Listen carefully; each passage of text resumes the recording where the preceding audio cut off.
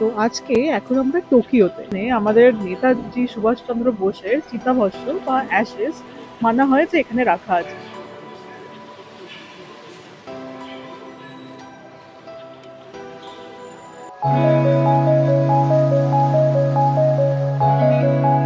Hello everyone, welcome back to our channel. তো আজকে আমরা টোকিওতে, আর আজকে আমরা টোকিওর একটা ডে ট্রিপ করবো ইয়োকোহামা থেকে। আর আজকে আমাদের ফার্স্ট স্টপ হলো রেনকোজি শ্রাইন। তো চলুন আমাদের সাথে দেখতে থাকুন টোকিওয় আজ আমরা আর কি কি করি।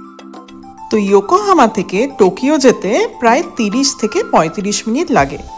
তো আমরা এখন চলে এসেছি শিনজুকু স্টেশনে, আর এখানে এসেই একটি ইন্ডিয়ান রেস্টুরেন্টে চলে এসেছি ফর আওয়ার লাঞ্চ। তো এই রেস্টুরেন্টটা একদম শিনজুকু স্টেশনেই ছিল এবং এটার নাম হলো টমবয়, আর খাওয়ারও কিন্তু দারুণ ছিল।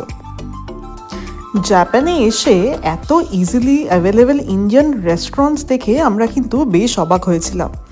তবে আমাদের চ্যানেলটিকে ফলো করতে থাকুন এবং আমরা আমাদের সেট অফ রেকমেন্ডেশনস নিয়ে খুব শিগগিরই চলে আসবো আরেকটি অন্য ভিডিওয়ে। তো শিনজুকু থেকে এই স্টেশনটা আসতে মোটামুটি 20 থেকে 25 মিনিট লেগেছিল, আর নেমেই এই সুন্দর পার্কের মধ্যে দিয়ে মোটামুটি 500 থেকে 600 মিটার গেলেই হলো রেনকোজি শ্রাইন। এতক্ষণে নিশ্চয়ই আপনারা বুঝেই গেছেন যে কেন আমরা রেনকোজি শ্রাইনে যাচ্ছি। রেনকোজি শ্রাইন এই জন্য ফেমাস কারণ এখানে আমাদের নেতাজি সুভাষচন্দ্র বোসের চিতাভস্ম বা অ্যাশেস মানা হয় যে এখানে রাখা আছে।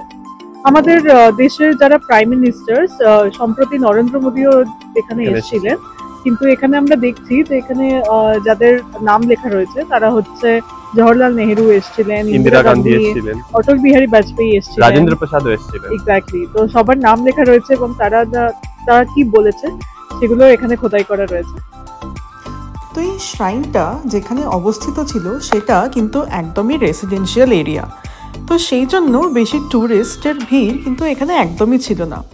হয়তো ইন্ডিয়ানদের কাছে এই জায়গাটা একটু বেশি ফেমাস, বাট আমরা ছাড়া এই মুহূর্তে এখানে আর সেরকম কেউই ছিলেন না। তো রেনকোজি প্রতিষ্ঠিত হয়েছিল প্রায় 1594 সালে এবং এটি একটি বৌদ্ধ মন্দির।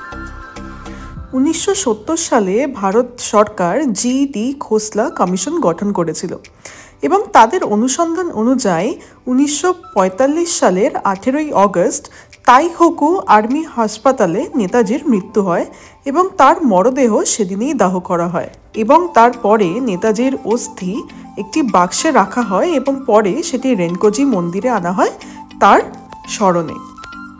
এবং তারপর থেকেই প্রতি 18 অগস্ট বা 18 অগস্ট এই মন্দিরে পালিত হয় নেতাজির প্রয়াণ দিবস। তো এখানে একটি খাতাও রাখা ছিল যে যারা ভিজিটাররা আসেন তারা নেতাজির উদ্দেশ্যে কিছু মেসেজ এখানে লিখে যেতে পারেন।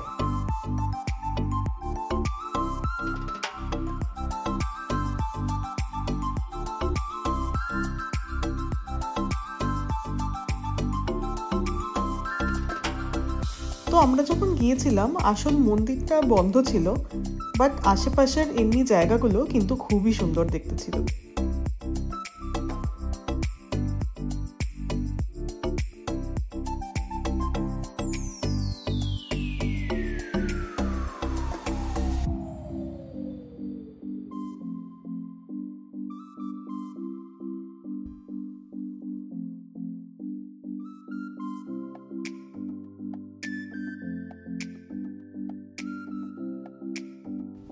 তো রেনকোজি থেকে বেরিয়ে এখন আমরা শিবুয়ার পথে।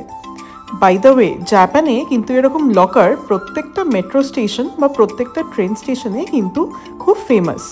আপনাদের যদি লাগেজ রেখে কোথাও যেতে হয় তাহলে এই লকারগুলো কিন্তু বেশ সেফ। জিনিসপত্র রেখে লক করে দিয়ে তারপরে পেমেন্ট করলেই এখানে একদম সিকিওর থাকবে আপনার লাগেজ। আর এই চলে এসেছি আমরা শিবুয়াতে। টোকিও কিন্তু ভীষণ বিজি শহর। আপনারা যদি নিউ ইয়র্ক গিয়ে থাকেন তাহলে হট করে মনে হতে পারে যে ওরকম নিউ ইয়র্কের কোনো রাস্তা দিয়েই হয়তো আপনারা হাঁটছেন। আমাদের মাথায় ছিল যে যেহেতু এখানে এত ন্যাচারাল ক্যালামিটি হয়, যেমন আর্থকোয়েক কিংবা সুনামি, কিন্তু এখানে এসে দেখলাম যে এদের কনস্ট্রাকশন অন্য লেভেলেরই। এত বড় বড় বিল্ডিং আর্থকোয়েক প্রুফ যে কী করে বানায় সেটাই আমরা ভাবছিলাম। তো এখন আমরা চলেছি পার্কো বলে একটি মলের ভেতর, কারণ এখানে যে শিবুয়া স্কাই যেটাকে বলে, যেটা একটি watch tower for watching Shibuya crossing, সেটা পুরো সোল্ড আউট ছিল। তো আপনারা যদি আসেন এখানে তাহলে অ্যাটলিস্ট 1 মাস আগে থেকে শিবুয়া স্কাইয়ের বুকিং নিয়ে রাখবেন।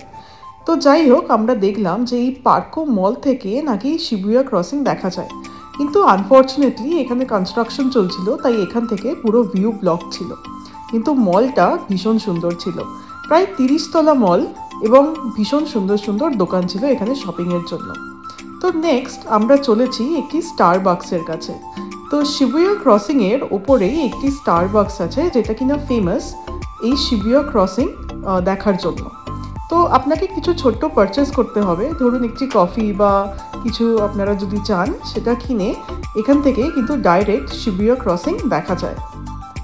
তো আপনারা যদি শিবুয়া স্কাইতে পে না করতে চান, কারণ ওটা একটু এক্সপেন্সিভ ঢোকার জন্য, প্রায় 1600 টাকা মতো পার হেড এন্ট্রি ফি, তো এখান থেকে কিন্তু খুব ভালো দেখা যায় শিবুয়া ক্রসিং। তো ওখান থেকে খানিকটা দেখার পর আমরা চলে এসেছি নিজেরা ক্রস করতে। তো লোকে বলে এই শিবুয়া ক্রসিংয়ে নাকি এট আ টাইম প্রায় 3000 মানুষ এই ক্রসিংটাকে ক্রস করে।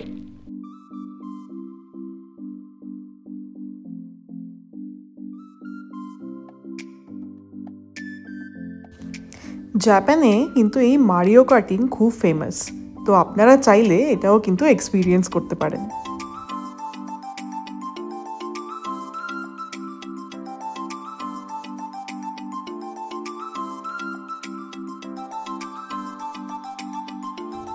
শিবুয়া ক্রসিং ক্রস করলেই এখানে আছে হাচিকোর একটি স্ট্যাচু। তো হাচিকোর স্টোরি হলো, ওর যে মালিক তাকে রোজ শিবুয়া স্টেশনে ছাড়তে আসতো, এবং মালিক ফিরলে আবার শিবুয়া স্টেশন থেকে তাকে বাড়ি অবধি ও গার্ড করে নিয়ে যেত। তো একদিন ওর মালিক কাজের মধ্যেই ব্রেন হ্যামারেজে মারা যান, এবং আর কোনোদিনও সে ফেরেন না। কিন্তু হাচিকো প্রায় 10 বছর সেই শিবুয়া স্টেশনে একইভাবে তার মালিকের জন্য ওয়েট করতে থাকেন। প্রথম সবাই তাকে ইগনোর করলেও পরবর্তীকালে জাপান জুড়ে হাচিকো হয়ে যায় লয়্যালটির প্রতীক, এবং ওর নামে এখন একটি মুভিও আছে। আর শিবুয়া ক্রসিং থেকে প্রায় 500-600 মিটারের মধ্যেই হলো ইয়োয়োগি পার্ক। তো এই পার্কটিও চেরি ব্লসমের জন্য ভীষণ ফেমাস। যখন অ্যাকচুয়ালি সাকুরা সিজন হয় এখানে ভীষণ সুন্দর দেখতে লাগে, কিন্তু এমনি সময় এলেও এখানে একটি কাম অ্যান্ড সিরিন ভাইব পাওয়া যায়।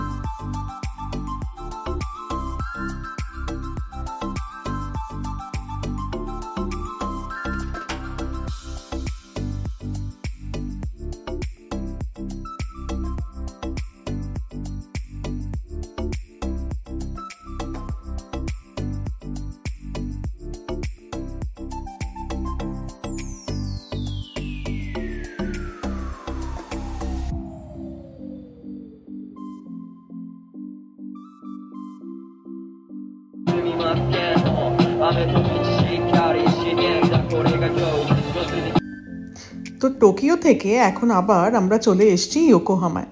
আর যে প্রথম দিন চায়না টাউন আপনাদের দেখিয়েছিলাম, এই রাত্রিবেলা কিন্তু চায়না টাউন আরও সুন্দর এবং আরও নিস্তব্ধ হয়ে যায়।